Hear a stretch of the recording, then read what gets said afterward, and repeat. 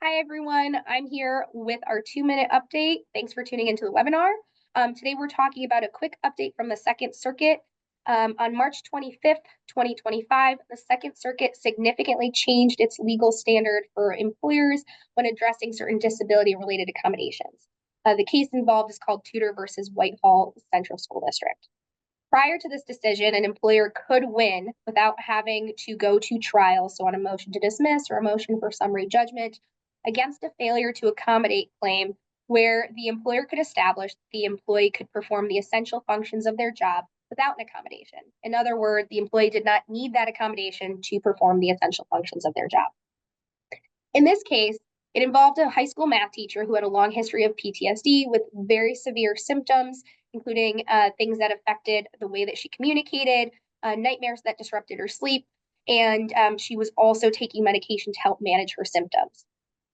The district that she worked for previously approved an accommodation in the form of taking a 15-minute break during the morning and a 15-minute break in the afternoon during her prep periods to help manage her symptoms. During that time, the teacher would leave campus generally.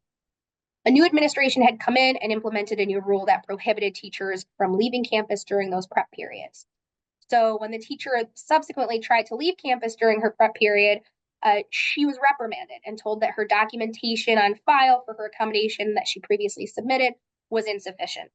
Ultimately, the teacher did admit that she was able to perform the essential functions of her job, regardless of the denial of the accommodation, but it was difficult for her.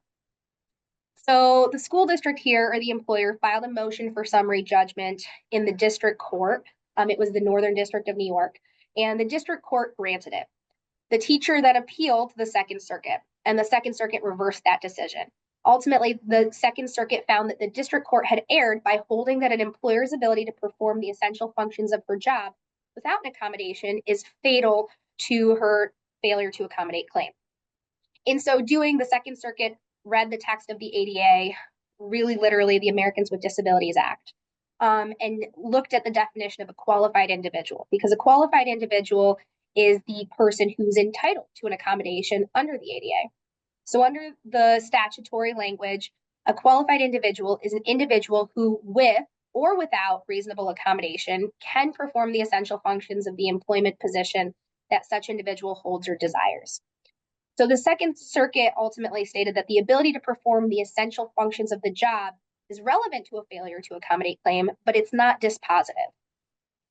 Ultimately, the key takeaway for employers after the Second Circuit decision is that employers must, absent undue hardship, offer reasonable accommodation to an employee with a disability, even if that employee is capable of performing the essential functions of their job with or without accommodation.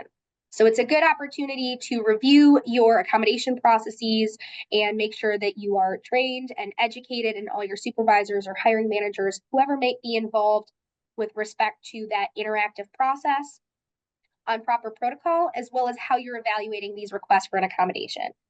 In other words, even if an employee can perform their essential functions of the job, there might still be an obligation by employers to provide some sort of accommodation that would help them in that limitation or help ease that disability. Don't ever hesitate to engage with legal counsel early on during the process if you have questions, because these are very fact-specific, individualized analyses, and it's always good to get outside legal counsel help and take before you make a final decision.